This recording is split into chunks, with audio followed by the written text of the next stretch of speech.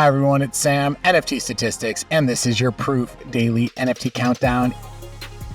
It's my second show from Maine, and I'm not gonna lie, it's been a struggle this morning. I already recorded the show once, realized the Wi-Fi in this house was down, so I'm doing it outside, tethering from my phone, but let's get right into it. We're gonna talk a lot about Sam Spratt today. I think in this world where art sales are down, where PFP prices are down, it's pretty impressive that one person is capturing everyone's attention, everyone's kind of admiration, and selling a lot of work. And we're going to talk about that with Sam Spratt's Monument game, which started yesterday. Let's get into a quick market overview first, though. Overall volumes were down again, fourth or fifth day in a row that volumes have been down. Market share, 60% with Blur, so low end of the range. Normally kind of 70% is where Blur is, but a little bit less yesterday. One thing that a couple of people have pointed out is that TVL, total value locked on Blur's ecosystem, the ETH that people are storing there, is down below 60,000 ETH. One of the first times it's been that low. It's the lowest in US dollar terms that has been really since the start of season 2. And I think the reason is pretty clear. The token has gone down substantially. Bidders on NFTs, as I've shown here before, are down over 50,000 ETH over the past 6 months. And there's no visibility on when the season's going to end. So I think a lot of the people who put a lot of ETH there to farm for the token are starting to give up. I wouldn't say everyone has. I mean, there's still a fair bit of ETH on there, but broadly, it's certainly a trend that we have seen. And you've also seen that come out in the large cap index where prices are down again. I think broadly speaking, as we said yesterday, so much of the volume over the past few months has been Blur farmers kind of selling NFTs back and forth to each other. So when that bid goes away, of course, you're going to see some weakness in the prices. In terms of what was weak, Doodle's down about 12%, Kodas and Azuki also weak. Mid-cap index also showed some weakness, down about 3% yesterday, and most of that came from Rec Guy and Compi Pandas. Compi Pandas, as we talked about yesterday, had a huge move the day before, and then a lot of times when you get these big moves, you give them right back, so 16% down, and then some weakness in Killabears as well. In terms of art projects, 3 projects did more than 10 ETH of volume. The Harvest, it wasn't the great kind of volume. It was 6 trades, but it was almost all dumping into WETH bids. One seller came in and dumped 3 harvests into WETH bids, and then a few other sellers followed onto that. Let's have a look at some of the NFTs that sold. A Gazers sold for 11.5 WETH. We had a Chromie Squiggle sell for 10.6 ETH, and then a Meridian and Anticyclone both sold for 6 ETH. The Meridian was someone dumping into a bid, and an Anticyclone was someone buying around the floor. Moving on to the main topic of the day, the Monument game sells out, as well as the 101 from Sam Spratt. Let's have a quick look. Here is a tweet from Sam, basically just announcing all the things that happened in that first day of the Monument game, and we'll dive into what they were. He sold 209 editions at 3.33 ETH, so just a massive sale for this market, raising $1.2 million. He started his one-of-one auction, and that's not going to end until the 24th, but he started it, and the bidding is currently at 120 ETH, so really just seeing huge results there. And as we know with auctions, the bidding really gets hot towards the end, and we're already at 120 ETH.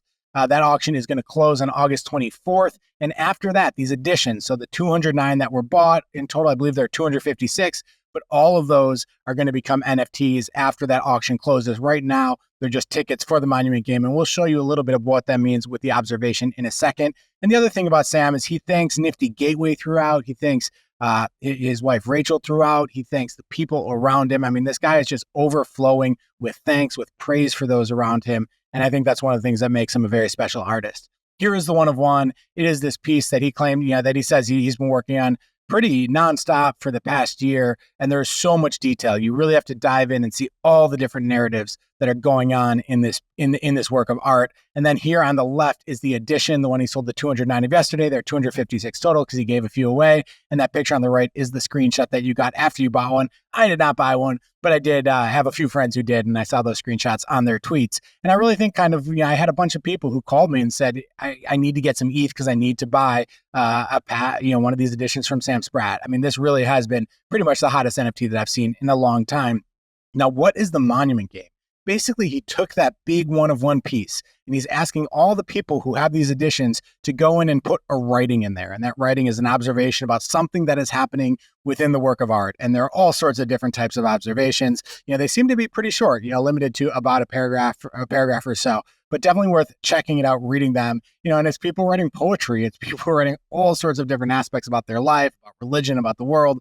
And I think that from those observations, the council is going to pick which ones are the best ones and the one that resonate the most. There's no right or wrong answer. And then 3 are going to be awarded a Sam Spratt skull. As we know, Sam Spratt skulls sell in the 65 to 80 ETH range. So serious money behind what you write. I shouldn't say money, but a lot of award here behind what you write. And if it's something that resonates. One thing that Sam said in the interview or on his website, which I think is really just resonant for who this person is. He says, if you look at this work and think Sam made this, I am flattered by the mythology, but never in my life has this been more of a myth. And that just speaks again to what I was saying about Sam, how he's constantly thinking the guy's at Nifty Gateway, who made the website possible, who made it so bots couldn't really bot it or attack it, who made sure everyone who put a transaction in that didn't go through got their ETH back. I think he really is just praising of so many people around him. And it's one of the things I think that so many of the great artists in our space do, is they understand humility and praise for the people who help them get to where they are. Just a little bit more about Sam. Received his art education in oils, transferred that from kind of the physical space to the digital space. He's inspired by humanoid origins, Solomonic teachings, and the authorless story of pilgrimage. That's from his website.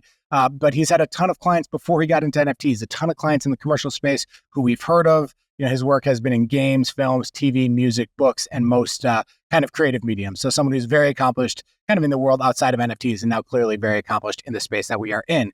Third thing to talk about, Azuki partners with Patrick Mahomes, one of the top athletes in the world, certainly in the United States. And if, I said this, when Bored Apes were on Jimmy Fallon, the floor price rose 20 ETH, in November of 2021. That was like one of the biggest pumps that we've had. I think if this type of announcement were to happen in a bull market, in a time where more attention and not less attention was coming to NFTs, this would be a huge announcement. But it was interesting regardless of what they did. Here is the announcement from Twitter saying Museum of Mahomes Equip is now available for Azuki holders on their website.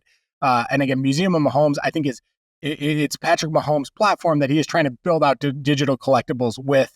And I'll show you what those equips look like. Here's a tweet from Patrick Mahomes. Love to see it coming from his personal account, not just Museum of Mahomes, about the one of one that is going to be made available. A little bit more about what was announced here. First is that everybody has a chance to win a one of one Ikuzo physical card. I will show you what that looks like in a second. Everyone gets an equip for their Azuki. Everyone who participates can get a Scorching Sidearm pass card. So one physical card everyone can get, and then one is a one of one that will have only one winner. And then you also get a community badge as well. Let's just have a quick look. This is the equip. Anyone can take their Azuki and turn it basically into a Patrick Mahomes Azuki. This top left one we all know is Dingling's kind of signature, former PFP. Top right, another one. And at the bottom, I wanted to show you what Dingling's current PFP looks like and how that transfers into a Patrick Mahomes PFP, a Patrick Mahomes equip. So that gives you a sense of how the art converts into something that has that Patrick Mahomes look and feel. And then these are the playing cards, the physical playing cards that are going to go on the left to all participants, to the sidearm one, and on the right is the one of one that only one person is going to get. And that is really, I think, the true grail that people are going after here. It doesn't look like it had a huge impact on the price. As everyone knows, the PFP space has been incredibly weak, and Azuki has, ever since the Elementals drop, has really been at the heart of that, with the floor price having gone from about 17 to 3.5 ETH. And this did not reverse that. I think this is a momentum asset, and I think it is really hard to turn prices around when so many have been dumped into bids and so many have changed hands. But still, cool thing to see. Hopefully, we get a little bit of a reversal there. And it's nice to see the team working on stuff that is really interesting like that. Last thing to talk about, let's talk about a few notable sales. A Bored Ape Rainbow Grill Laser Eye Ape sold for 99 ETH. This is just a massive sale for this market. 99 ETH, when the floor now is about 22.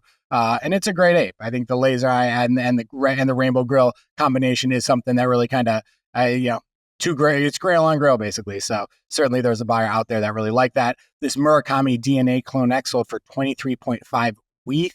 Very high, of course, for CloneX with the floor around 1.1 ETH right now. But the Murakami DNA CloneXs have historically sold at very nice premiums. If you look at the most recent sales of Murakami DNA, they've been at 45, 38, 34. So relative to where we've been seeing the sales for this is a pretty low price. Now, again, not surprising as floors have gone lower, grail premiums have gone lower. And then I put that one in the lower right. Bull market days, the glory days, the days that we all kind of miss and love. One of these sold for 289 ETH. But still, 23.5 ETH, not bad to get in this market. In the one-on-one space, this was a really interesting piece called Sometime in the Future by artonymousartifakt. Sorry if I got that wrong. But basically, this piece sold for 6 ETH. And on the left, there's a story that is being written. This is chapter 2. And as the words are typed, on the right, different images generated by AI fill in. So really kind of a cool concept. Here is the artist description, part 2 of 10, short stories in 10 parts, AI generated images that supply the story as it is written. Very cool stuff. This artist has had a lot of sales, a lot in like the 0.5 to 2 ETH range, but also a few in that 5 to 10 ETH range. So 6 ETH is a great sale for this artist, but certainly not the highest they've been. But for this market, a very, very strong sale. And then this other one I want to talk about, Sentient OVII by Selay Karasu, sold for 1.3 ETH. Another piece you got to see in the animation. Really kind of has that Rafik Anadol feel of just a lot of movement, really beautiful stuff. And here's the artist saying, that she had launched this piece on June 15th. So it had been kind of sitting there for 2 months. And then Shortcut, Utility of Multi, came in and bought it. Said, so happy to add this stunning work to my collection. Now I'm going to have a good night. So love to see that. One other thing I want to mention is we have talked about how PFPs have been weak. I think it's a theme that's really in your face. With one-of-one art, you often don't really get that feel. But I was looking at Super Rare. There was less than 1 ETH total sales when you combine everything together on Super Rare yesterday. One sale for 0.67, one sale for 0.05, one sale for 0.12. So congratulations to these 3 artists and 3 great sales. But it really gives a feel that this weakness isn't just in PFPs. The whole space, really has slowed down a lot. And I think that really jumped out at me. The idea that we didn't have a single, if you put everything combined that sold on Super Rare is still less than 1 ETH. That felt like a pretty unique stat. So hopefully we'll come back. Hopefully we'll bounce back, get more sales. I'm sure we will soon. That is all from me today, though. I hope you liked the show. If you did, give us a like, tell us what you think in the comments, subscribe to the channel, and we'll be back tomorrow and just about every single weekday with another show. Have a great day.